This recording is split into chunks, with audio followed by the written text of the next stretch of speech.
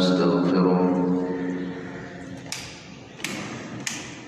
ونعوذ بالله من شرور أنفسنا ومن سيئات أعمالنا من يهده الله فلا مضل له ومن يضلل فلا هادي له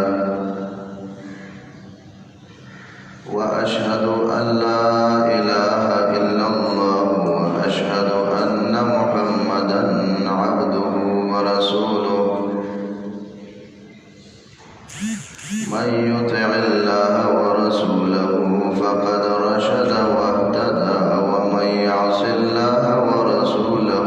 فقد ضل وغوى أما بعد فأعوذ بالله السميع العليم من الشيطان الرجيم يا أيها الذين آمنوا اتقوا الله وكونوا مع الصادقين اے د ایمان والاو ویریږئ د الله نه همیشه د پاره او ملګرتیا کوئ د رښتیا ویونکو سره په دې لومبي حکم کې موږ ته د انفرادي او اجتماعي زندګۍ دواړو باره کې د الله پاک د طرف نه د کامیابۍ چیز ښودلی شوی دی چې د الله پاک نه یره کول دي کله چې بنده د الله رب العالمین نه یریږي هم په ځان له وختونو کې هم د خپل ځان په معاملاتو کې او هم په معاشره کې په اجتماعي امورو کې په غم خادۍ کې اخیستلو خرڅولو کې او د زندګۍ په ټولو شعبو کې داسې د الله نه یریدونکي انسان ته ولی الله ویلی کېږي سورة آل عمران کې حکم راغلی دی یا ایها الذین آمنوا اتقوا الله حق تقاته د ځان نه یو خود سخته طریقه د تقوا او د پرهیزګارۍ راویستل نه پکار چې په یو خود سخته طریقې باندې انسان پرهیزګاری شروع کی او پاغه پرهیزګاری کې بد د سيزونو نه ځان ساتي چې دا غیر نه ځان ساتلو کې څه اجر هم نه ملاوي یو کار کول به ګناه نه وي او د بغټه ګناه غني بل طرف ته بلوي لوی ګناهونه او معمولی سيزونه ښکاری او کوم عبادتونه چې الله را لېږلي دي هغه به نه کوي او د ځان نه به څه طریقې د عبادتونو جوړې کړې وي نو الله پاک موږ ته فرمایل چې د ځان نه د تقوا دپاره څه طریقې او لارې مه جوړوئ اتقوا الله حق تقاته ویریږئ د الله نه په هغه یرې سره چې هغه د الله د شان سره مناسب ده او د الله د تقوا حق په هغې باندې ادا کیږي او په شرع کې ثابته ده یو مفسر دی چې هغه د رسول اکرم صلی الله علیه وسلم صحابي دی او د رسول اکرم صلی الله علیه وسلم سره په شکل کې او په خوی کې هم ډیر مشابه وو ابو عبد الرحمن عبد الله ابن مسعود الحذلی رضی الله عنه هغه د حق تقاته تشریح کړی د دې تفسیر کړی چې د الله پاک نه صحیح طریقې سره یره کول دی ته وایي هو ان یطاع فلا یعصى چې د الله تابعداري وکړي شي الله کوم حکم کړی دی هغه حکم انسان بځای کوي بس دا د الله نه یریږي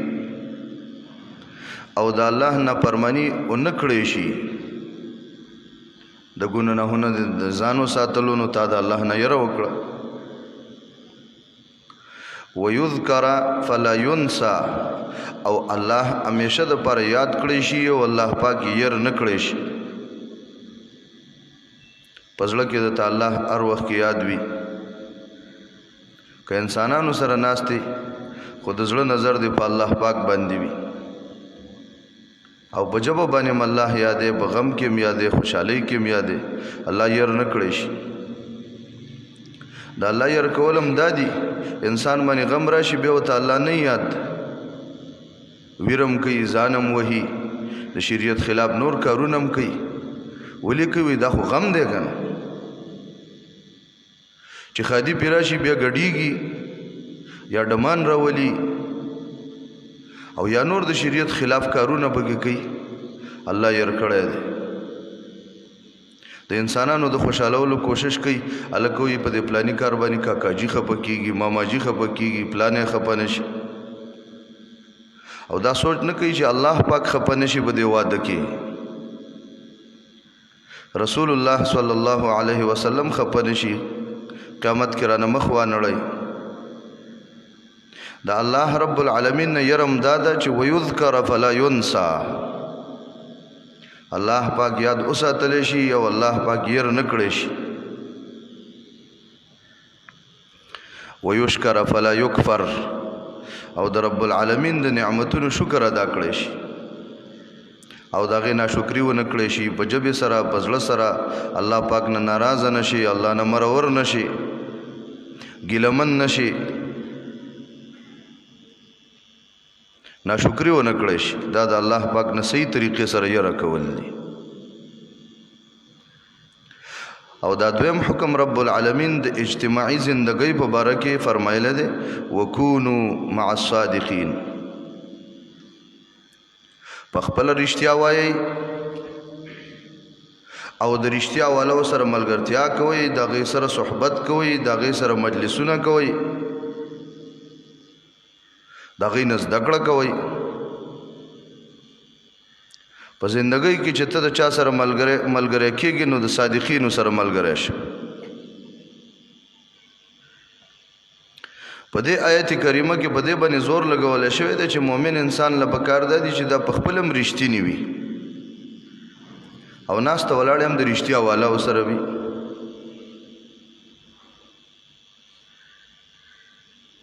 قرآن کریم کې الله پاک فرمایلی دي دنیا کې خو انسانان دروغ هم وي دوکې هم کوي چل ول هم کوي لیکن د قیامت داسې ورځ ده چې هلته به انسان ته د رښتیا ویل فایده ورکوي قال الله هذا يوم ينفع الصادقين صدقهم الله پاک به فرمایي چې نن هغه ورځ دا چې رښتیا ولو ته به د دې رښتیا ویل فایده ورسوي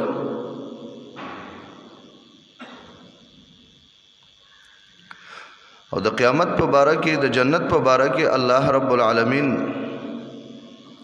د جنت د نمونو نه یو نوم دا ذکر کړی دی چې دې ته قدم صدق وایي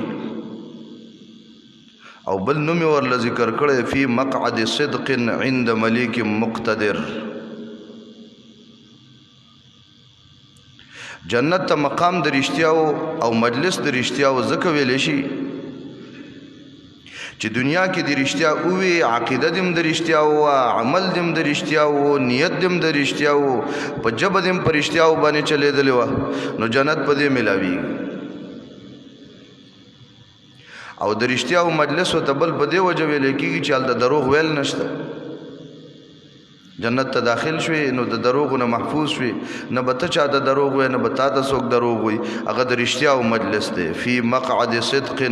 عند ملیک مقتدر الله پاک فرمایي چې متقیان به په جنتونو کې وي په نهرونو کې به وي په مجلس د رښتیاو کې به وي د هغه لوی بادشاه چې قدرت لرونکی دی د هغه سره به وي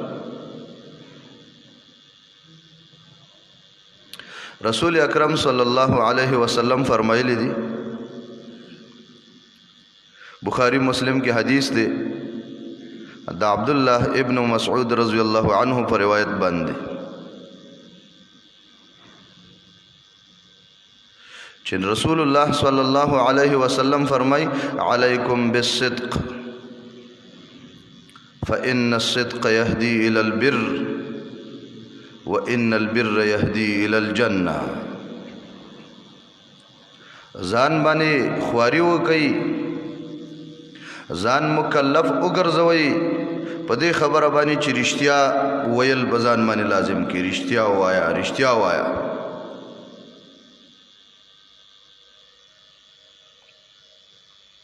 ربعی ابن حراشی و تابعی تیر شوی دی، داغه بچی حجاج وجل، خود رښتیا د ویلو دومره اهتمام کو چې د خپلو بچو د بچاو د پاره هم دروغ ونه وي. حجاج ته تپوسو کو بچی دي چیرته دي؟ نو هغه ته کور کې دي. چا ورته وی چې دا خو د لمړکۍ که نو تا به ویلي وي چې کور کې نشته، چېرته تللی دي. وایي دروغ نشم ویل. علیکم بالصدق. نبی علیہ السلام فرمایل تاسو ځان باندې رښتیا لازم کړئ. فإن الصدق يهدي إلى البر. دا رښتیا ویل انسان د لاره برابرۍ په طرف د نیکو کارونو. چې کله تا رښتیا ویل نو زړه به دې مطمئن وي، او چې کله د انسان زړه مطمئن وي نو نیکۍ ته زړه کېږي او د نیکۍ لارې ورته الله اسانوي. ته به نیک طرف ته روان یې. ځان باندې ته یو ورځ تجربه وکړه چې زه به نن دروغ نه وایم، او بیا خپل ځان ته وګوره چې تا څومره نیک کارونه کړي دي.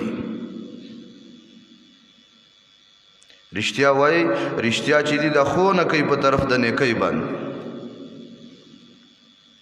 وإن البر يهدي إلى الجنة. او یقینا چې نیکي دا رسول کوي جنت ته.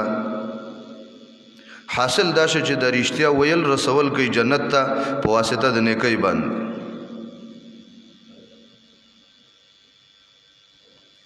بیا رسول الله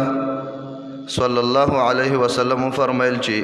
وما يزال الرجل يصدق ويتحرى الصدق حتى يكتب عند الله صديقا. یو سړی به داسې وي چې هغه به همیشه رښتیا وایي، او د دې به اهتمام کوي چې ما نه دروغ ونه ویلی شي. د دې به اهتمام کوي، خیال به ساتي، کوشش به کوي، په ځان به سخته تیری، په یو ځای کې به په رښتیا ویلو کې تاوان هم کېږي. ويتحرى الصدق. دې به کوشش کوي د رښتیا ویلو تر دې چې د الله دربار کې ولیکلی شي صدیق، چې دا انسان ډېر رښتینی دی، ډېر رښتینی. نو چې د الله دربار کې صدیق ولیکلی شوي دا یو معمولی مقام نه دی. دا خو هغه آیت کریمه ته اشاره شوه. ومن یطع الله والرسول فأولئك مع الذين أنعم الله عليهم من النبيين والصديقين والشهداء والصالحين وحسن أولئك رفيقا. قرآن دا وی چې چا د الله ټولې خبرې پوره ومنلې او د هغه د رسول پوره تابعداري وکړه، دا به قیامت کې د هغه خلکو سره چا باندې چې الله خاص خاص نعمتونه کړي دي، چا پیغمبران دي، صدیقین دي، شهیدان دي، صالحین دي، او دا څه ښایسته ملګري دي. الله فرمایي نو په دې رښتیا ویلو کې انسان د صدیقینو درجې ته رسي. ابو بکر صدیق غونډه کې انسان سره به ملګری کېږي. الله قرآن کریم کې د خپلو دوستانو صفت په دې کړی چې دا صدیق ډېر رښتیا ویونکی و. د بیبي مریم باره کې فرمایلی دي و امه صدیقه. ابراهیم علیہ السلام باره کې او د ادریس علیہ السلام صفت الله په دې باندې کوي انه کان صدیقا نبیا. دا وی رښتینی انسان و، ډېر رښتینی انسان. علماء فرمایلی دي صدیق هغه انسان ته ویل کېږي چې هغه په ژبه باندې هم رښتیا وي، رښتیا خبرې کوي، د عمل هم د رښتیا وي، په رښتیاو باندې عمل کوي، دروغ نه وي، ملاوټ نه وي، دوکه نه وي، مصنوعیت پکې نه وي. چې څه په زړه دي هغه په ژبه دي او هغه په اندامونو باندې دي. او صدیق هغه انسان ته ویل کېږي چې هغه د حق په خبره کې یو ذره شک نه کوي، یو ذره. د حق خبره ورته ملاو شوه چې دا الله ویلی دي د الله رسول فرمایلی دي بس د پاغې باندې 100% زړه مطمئن وي دماغ پاغې باندې ساړه وي هغه ورته یقیني خبره ښکاري د حق د خبرې تصدیق کوونکي ته صدیق ویلی کېږي سعد ابن معاذ رضی الله عنه فرمایل و یو درې خبرې دي چې دا الله ما کې اچولې دي درې کمالات د خپل ځان بیان کړل د ملګرو د ترغیب د پاره زموږ استادو د ترغیب د پاره بیان و یو خبره خو ما کې دا ده چې زه چرته په مانځه باندې ودرېږم نو د دنیا سوچونه اخوا دېخوا خیالونه توجه بل طرف ته ګرځول دا ما کې نشته داسې عجیب بختور سړی چې ما چرته منځ کړی دی ما به کې د دنیا سوچونه یا د ځان سره نورې په زړه کې خبرې اترې دا نه دي اړولې راړولې چې د منځ کې سویم بس هغې طرف ته مې د زړه توجه د زړه مې هماغه طرف ته دی چې ما څه ووي چا سره خبرې کوم چا نه غوښتل کوم د څه نه پناه غواړم څه شی غواړم ټول سوچ مې هماغه خبرو ته چې دا زه په مانځه کې ویم او دویم دا د چې زه یو جنازې له تللی یم او د جنازې هغه لاش چې خلکو پورته کړی وي او روان کړی وي مقبرې ته چې زه ورسره روان یم نو ما ټوله لار دا سوچ کړی دی چې داسې ورځ په ما را روانه ده خپل مرګ مې ځان ته رایاد کړی دی چې دا نن دی بله ورځ به داسې زه خلکو اوچت کړی او درېیمه دا ده چې ما کله د رسول الله صلی الله علیه وسلم یو خبر اوریدلې ده یو ذره شک مې باغې کې نه دی کړی بالکل په دې پوه شوی یم چې دا حقه خبره ده که هغه د آخرت خبره وي نو ما داسې ویلي دي لکه دا چې ما په سترګو باندې کتلې ده بالکل لکه ما چې قیامت هم په سترګو کتلې وي آخرت مې هم په سترګو کتلې وي هغه د اسمانونو خبره وي لکه ما چې بالکل په سترګو باندې کتلې وي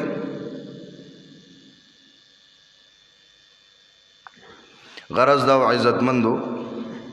چې دا رښتیا ویل چې دا ډېر یو بهترین نعمت دی چې الله یې انسان ته ورکړي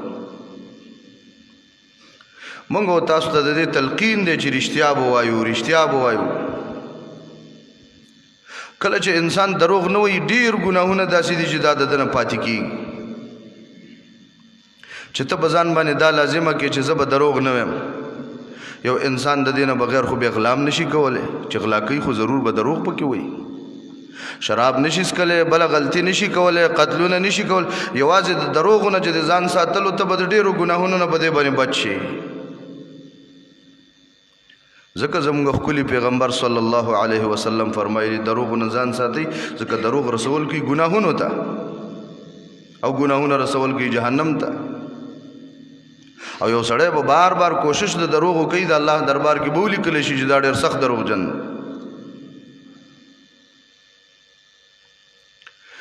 نو دې آیت کریمه کې چې موږ ته دا وفرمایل چې تاسو د رښتیا والو سره ملګري شئ نو دا ملګرتیا عزتمندو په دنیوي کاروبار کې یوازې نه ده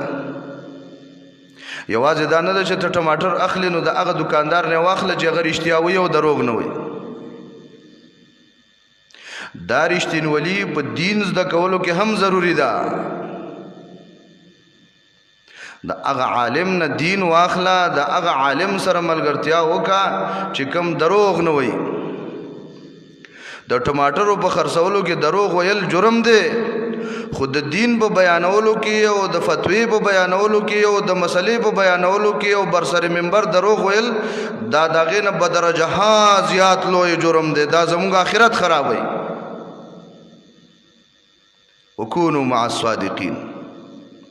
الله فرمایي چې رښتینو خلکو سره ملګرتیا وکړه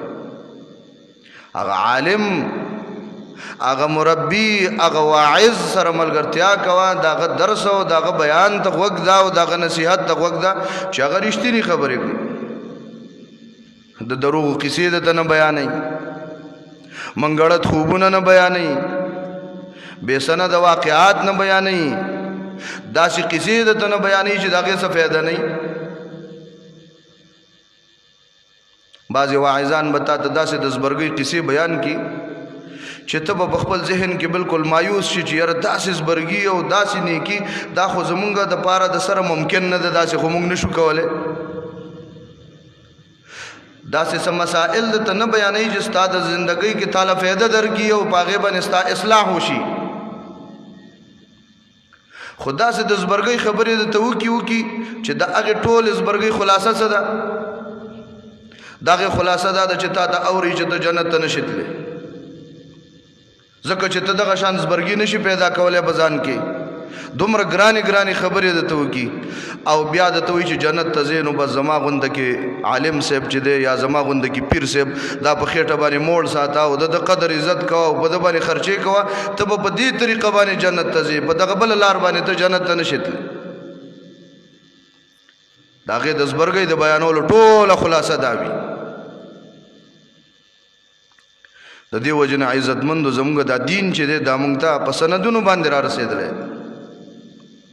حدیث عالم بیانوي، قرآن بیانوي، دا هسې څه خبرې خو نه دي چې چا څه وویل نو بس هغې وویل او دا به دین وي. شیخ الاسلام ابن تیمیه رحمه الله منهاج السنه کې لیکلي دي چې دا اسناد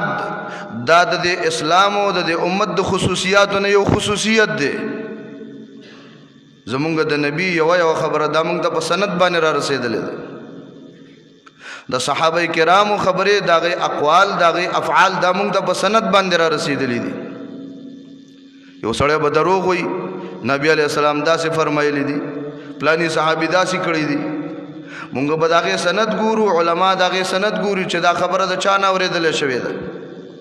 هغه بیا د چا نه اورېدلې ده، هغه بیا د چا نه اورېدلې ده، دې ته سند ویلی کېږي.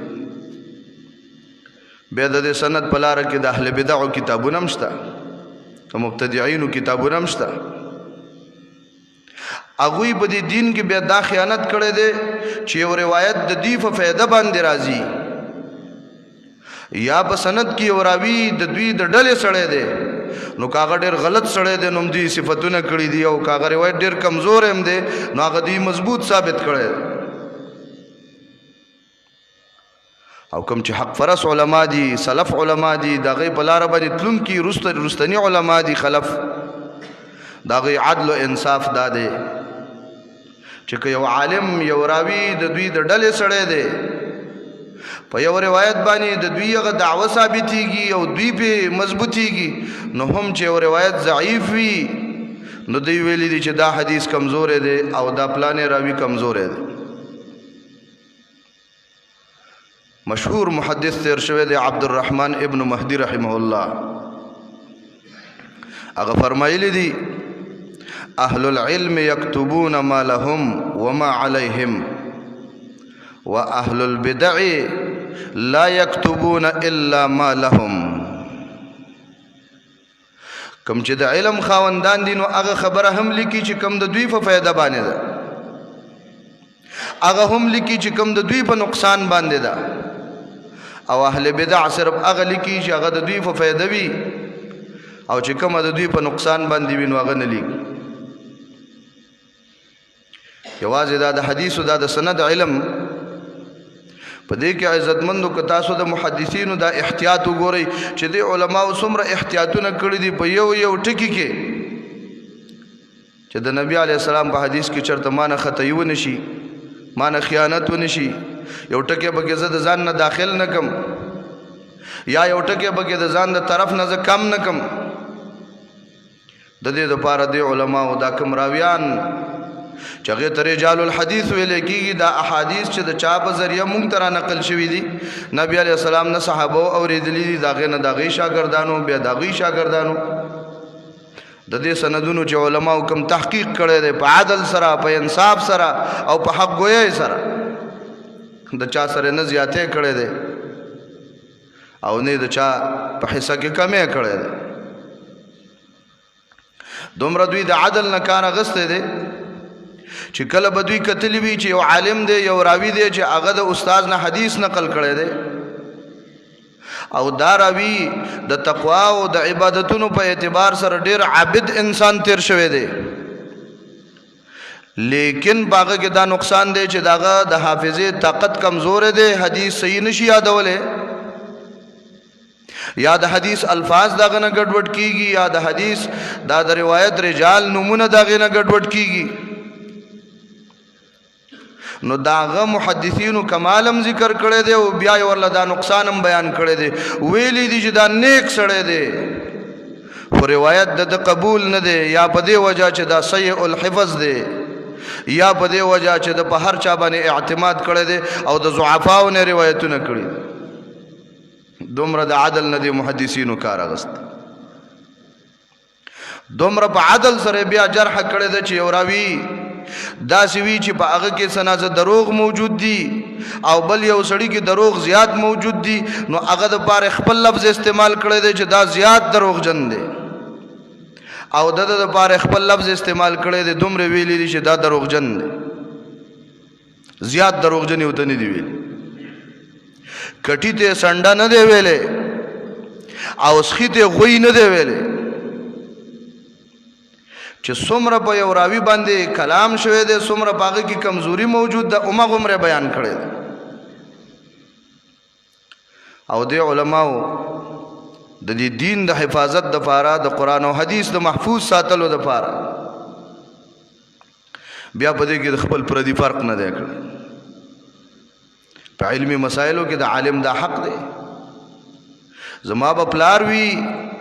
زما به استاد وي یو محترم عالم به وي یو مسله کې به خطا شوی کې دې شي زه خطا شوی خو ما چې د خپل وس مطابق څومره تحقیق کړی وي ما ته به عالم خطا ښکاري نو دا زما علمی حق دی چې زه دا عالم خطای واضحه کم او داغه سره په خپل اختلاف رائے وکم چې را د عالم دا رائے دا زمانه د خوخه دا علمی امانتداری دی او راسګوئی ده علامہ محمد امین شامی علامہ شامی مشهور عالم دی هغه په خپل کتاب رسائل ابن عابدین کې لیکلی دي لم يزل العلماء يستدرك بعضهم على بعض وإن كان أباه أو شيخه أو أكبر منه دا د علماء د مخکې نه دا طریقه د حق پرستو راغلی ده چې عالم په بل عالم باندې رد کوي خو هغه رد د رد په طریقه باندې وي هغه رد د سپک ښکاره کولو دپاره او یا هغه رد د بدو ردو په شکل کې او د سپکو خبرو په شکل کې نه وي علمي اختلاف علامہ شامی وی دا اختلاف علماء کړی دی عالم په بل عالم باندې رد کړی دی اگر کاغه بل عالم به د پلار وو یا به استاد وو یا به په علمی درجه کې دغه نه اوچتو فقهام دغه وی محدثینوم دا کار کړی دی د امام بخاری رحمه الله استاد دی علی ابن عبد الله المدینی رحمه الله او دا هغه لوی عالم تیر شوی دی چې امام بخاری غوندې سړی وایي چې زه چېرته د چا سره ناست یم نو ما د ځان وړوکې نه دی ښکاره شوی چې ګنې زه ماشوم یم او دا غټ دي مګر د ابن المدینی په خوا کې به چې زه ناست وم نو که زه به څومره لوی سړی وم خو ما ته به ځان ماشوم ښکارېدلو د هغه علمي رعب په ما باندې دومره پروت علی ابن عبد الله المدینی رحمه الله نه تپوس وشو د پلار په باره کې چې ستا پلار یو عالم دی او یو حدیث د په سند باندې مونږ ته راشي نو دا حدیث مونږ قبلولی شو ابن المدینی سر ښکته که او بیا سر پورته که وایي چې بل چا نه دا تپوس وکړه شاګردان ورته وایي چې نه جي تا نه تپوس کوو هغه وفرمایل زما د پلار روایت ما اخلئ په خپل والد باندې جرح و یو بل محدث دی وکیع ابن الجراح رحمه الله هم د ډېرو لویو محدثینو استاد دی هغه به هغه روایت او هغه سند نه قبلولو چې کم په سند کې به د والد راغلی او هغه به متفرد او د هغې متابعه به موجود نه وه بل راوي به ورسره پکې ملګری نه و د خپل پلار سند والا روایت به نه قبلولو مشهور محدث او مشهور مورخ علامہ شمس الدین ذهبی رحمه الله چې د شیخ الاسلام ابن تیمیه په لویو مایاناز شاګردانو کې دی هغه په خپل زوی باندې ابو هريره باندې جرح کړی وی دا دروغجن دی د خپل زوی په باره کې وی امام ابو داود سجستانی رحمه الله په خپل زوی عبد الله باندې جرح کړی دی زید ابن ابي انیسه رحمه الله په خپل ورور یحیی ابن ابي انیسه باندې جرح کړی دا او وی علماء او طلباء او وی چې زما د ورور دا روایتونه تاسو ما قبل وای دا دومره د عدل خوندانو د دوی مقصد د دین حفاظت کولو زما غرض دا د عزت مندو دا بے سند او بے ضایع کسی چې کوم خلق بیانوي یا بے سند بے تحقیق روایتونه پیش کړي د داسې مليانو نه استفاده مکوئ او دغه شان د خلکو په دې قصو په دې منګړت واقعات باندې مدوک کېږي هغه عالم نزد کړه کوا چې هغه قران بیانوي په صحیح سند سره صحیح حدیث ته بیانوي صحیح لار د تخي اسی قصو باندې کاروم نه کیږي سلف علماء بدام فرمایل چې دا قصه گو خلق چې د دوی سره تاسو مکه نه او د امام ابو حنیفه رحمه الله مشهور شاگرد عبد الله ابن المبارک رحمت الله علیه فرمایلی دي داغه قول امام مسلم رحمه الله د خپل صحیح په مقدمه کې ذکر کړی دی امام ترمذی رحمه الله کتاب العلل الصغیر کې ذکر کړی دی امام ابن ابي حاتم رحمه الله د کتاب المجروحین په مقدمه کې ذکر کړی دی نور اهل علم و خطیب بغدادی رحمه الله تاریخ بغداد کې چې عبد الله ابن المبارک رحمه الله فرمای الاسناد من الدين ولولا الاسناد لقال من شاء ما شاء د یو خبرې د یو دینی مسلې یا د یو حدیث سند رسول صحیح سند باندې هغه ثابتول سند بیانول دا د دین حصہ ده او که چرته سند نه وي نو بیا خو چې د شاه سخوه خوي نو هغه به ویل نو او ماغه خبره ده چې د شاه سخوه خینو بس هغه وي ما دا شی کتل دي ما دا مسله معلومه شوې ده د ځان نه مسلې بیانې د ځان نه حدیثونه بیانې د ځان نه قصې بیانې دا سه به سند قصې چې تا ته څوک هم بیانې نو دا غسر ملګرتیا مکوا څوک چې تا ته ټوس او صحیح او مستند دین بیانې الله فرمایي وکونو مع الصادقین د رښتینی خلکو سره ملګری شي الله سبحانه و تعالی دې موږ او تاسو په خپل صادقین وګرځي او الله رب العالمین دې موږ او تاسو د صادقین ملګری وګرځي وصلی الله وسلم علی محمد وعلى آله وصحبه اجمعین